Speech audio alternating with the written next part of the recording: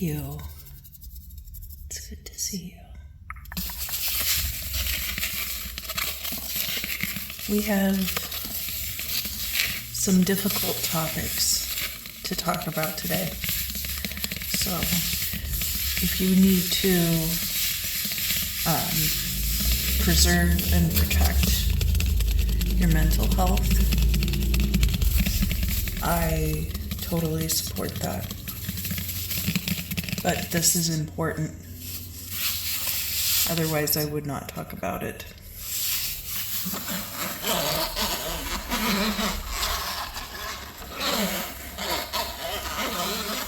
You'll remember that in the video I did yesterday, I talked about, briefly, I kind of touched on that there are times where we shouldn't let things go, where, for the most part, there are many things that people are judged harshly for, especially in this era of social media. And not all of those things are necessary of discussion. And in fact, when topics are addressed and given gravity that they don't warrant, it takes away from the gravity of things that actually do need to be discussed.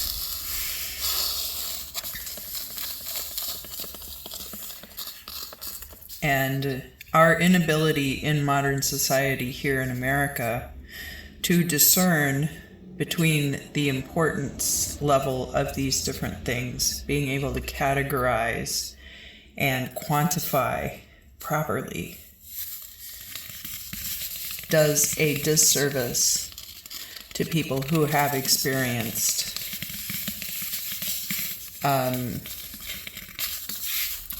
violence and inappropriate behaviors. And it makes it more difficult for them to get the proper result when they come forward with allegations. Something that happens often when someone is subjected to that kind of behavior and they come forward, in order for them to be taken seriously, oftentimes when people are making accusations and allegations, they will lump a lot of things together that are not related. You see this often in trials where a woman is accusing a man of misconduct. That's not the only time you see it, but sometimes you see it in the workplace. Sometimes when you're trying to go to HR, for example, and it's important to document all of these things very accurately, because emotions get tied up in these things, and then because of that emotional mind, you start conflating things and tying things together that aren't actually related. And what happens is that much more gets pulled into this situation because these things are not being framed in an accurate and fact-based way. And when that happens, it makes it much more difficult to get the result that is required, because it takes credibility away from that victim acting as their own witness and advocate. So that's something that needs to be considered when we're talking about, and I am going to read from the Bible.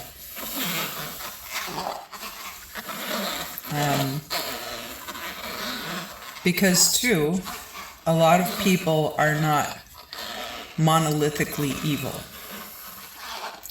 People are capable of doing inappropriate things. And it doesn't make them necessarily an evil person. Some people who do perpetrate these things are truly evil. But again, it's a scale, and it must be addressed according to severity. You can't just excommunicate somebody based on something that happened with someone else that was inappropriate and crossed boundaries. And the reason for this is that it does not end that behavior. That person then is going to move on to a different group of people and continue to perpetrate these behaviors. The behavior has to be addressed with that person, and it can't be addressed in a way that completely cuts that person off from any kind of contact with other people. Their contact with other people needs to be specifically limited in the case of individuals who are like the person that they've already victimized. And it's very difficult to do that. And most people are not equipped to do that. That's the only way that you can make that behavior stop.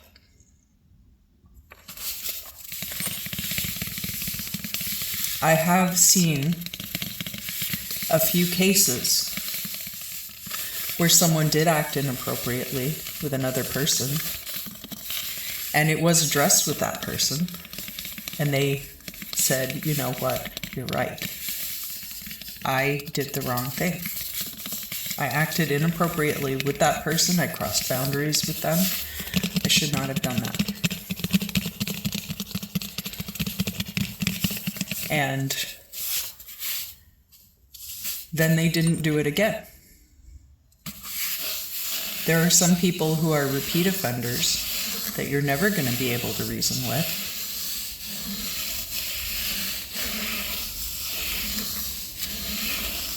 And those people need to be kept track of.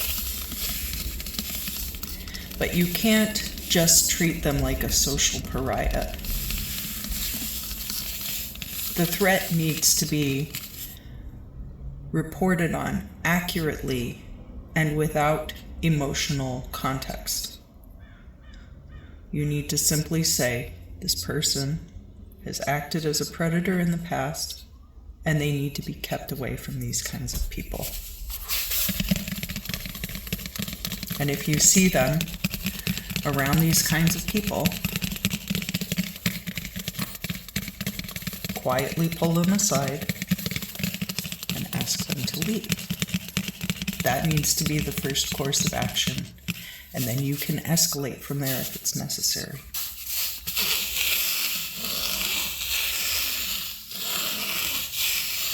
They are in the process of erasing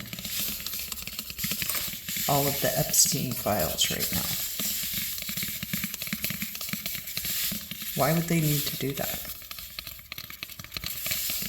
Why would the current White House administration need to erase so much documentation at once? Is it really to cut government waste, like they've been telling us?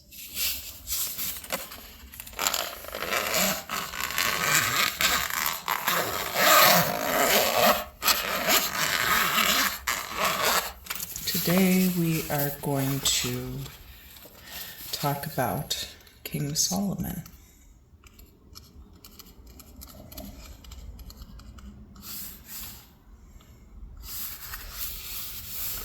We're going to read about King Solomon from First Book of Kings 11. This is the part immediately following his meeting with the Queen of Sheba. But King Solomon loved many outlandish women, both the daughter of Pharaoh and the women of Moab, Ammon, Edom, Zidon, and Heth.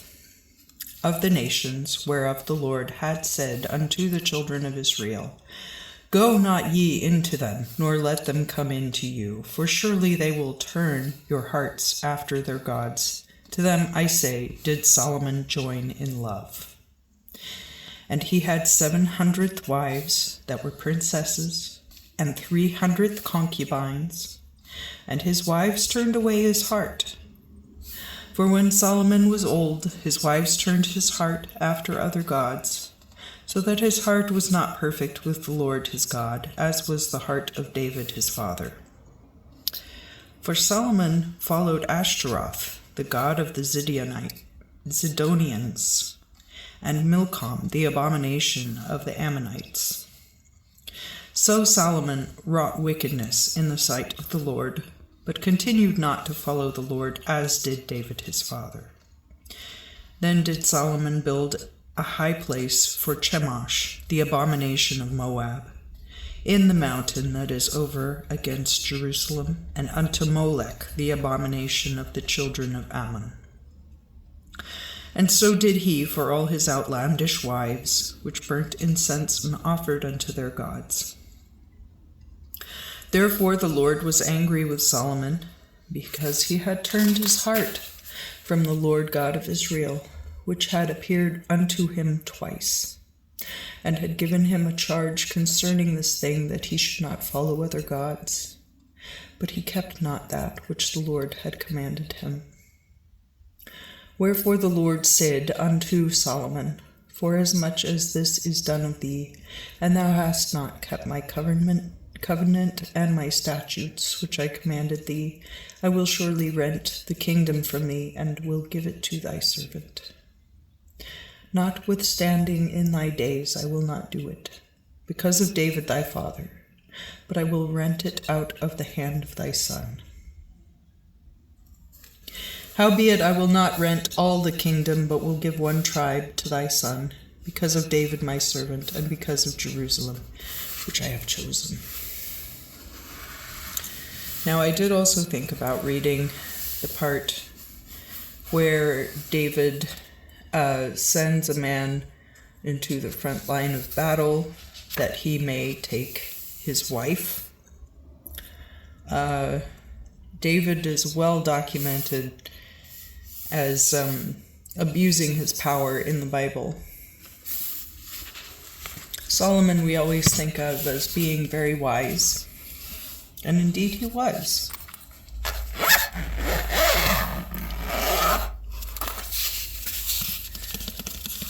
But he also loved women and allowed them to turn him astray from the Lord God, which he had built the temple at Jerusalem. He had rebuilt the temple. Or was it the first temple? I don't do very well with, keeping the timeline straight in regards to the temple at Jerusalem. So I fully admit to that. There are some things I get really spot on, and there are some things that I have a hard time keeping track of.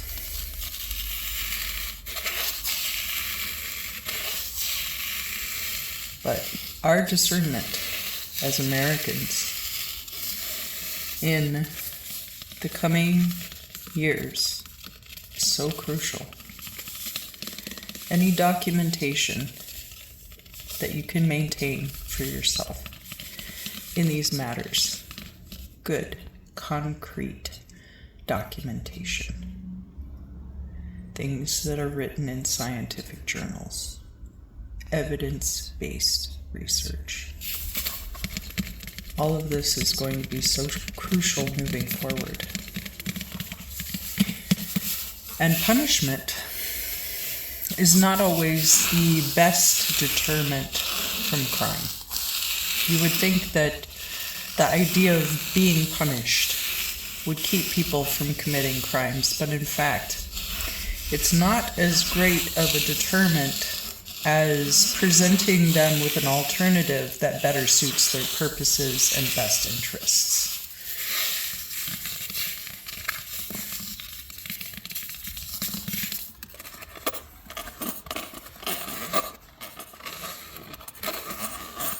And that's what we need to be focusing upon moving forward. How do we deter crime in a way that ensures that innocent people are not punished, or that the deterrent fits the crime, that it will actually prevent people from doing this thing, as opposed to merely punishing them when they have committed the crime already.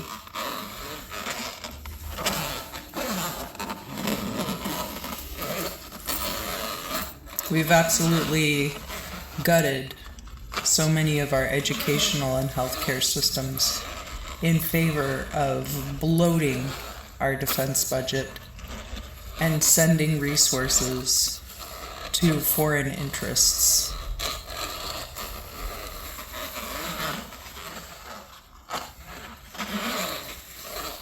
The biggest problem with sending money as foreign aid is that it is less likely to end up in the hands of the people who actually need it and who would actually be helped by it, and much more likely to end up in the coffers of the people who are already in charge in those places.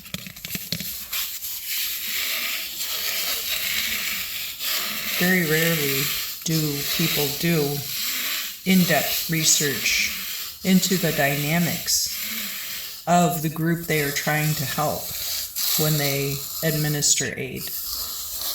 That's why you see videos like ungrateful homeless people in apartment,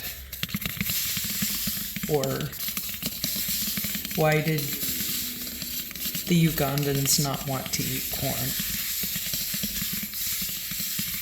All of these things diminish the personhood of the person that you're trying to help.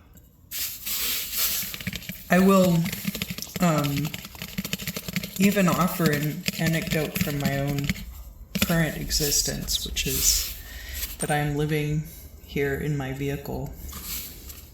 And I thought that it would be useful to me to be able to get food from a food pantry.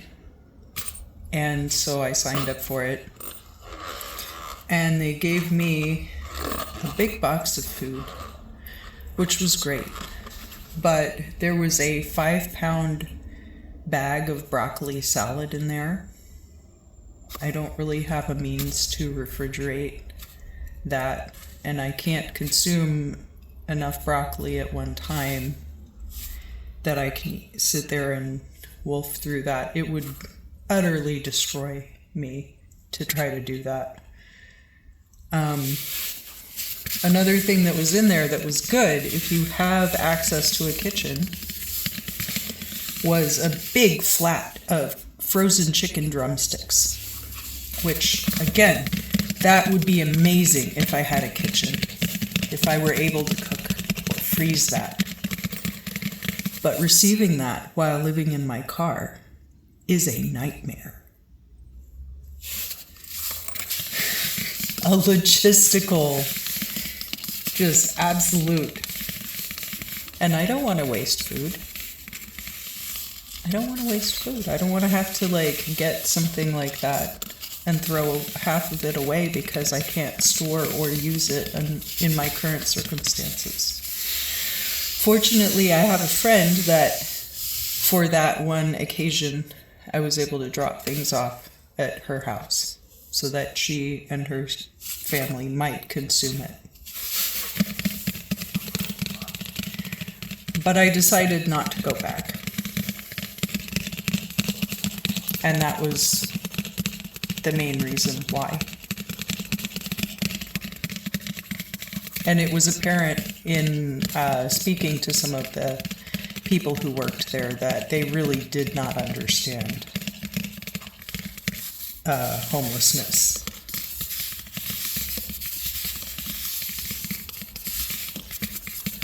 There were jokes being made when I got there, they said, "Oh, we found your name on the list. Your pickup is actually in San Diego." And I just kind of looked at him and I was like, okay. You know, it's free food. If I don't end up driving to San Diego, you know. He didn't understand why I didn't think his joke was funny. And I wasn't even, like, I told other people about that and they were like, "That guy is awful." Like, what the heck? But to me, it was just, he doesn't understand. He just doesn't get it. These are all things we're going to have to confront together, moving into this new era. So I hope that all of you are having a blessed Lent and are able to keep up with the sacrifices that you're making this time. I hope all of you have a great St. Patrick's Day, and that one day we will all live in peace and harmony, which I know that we are capable of doing.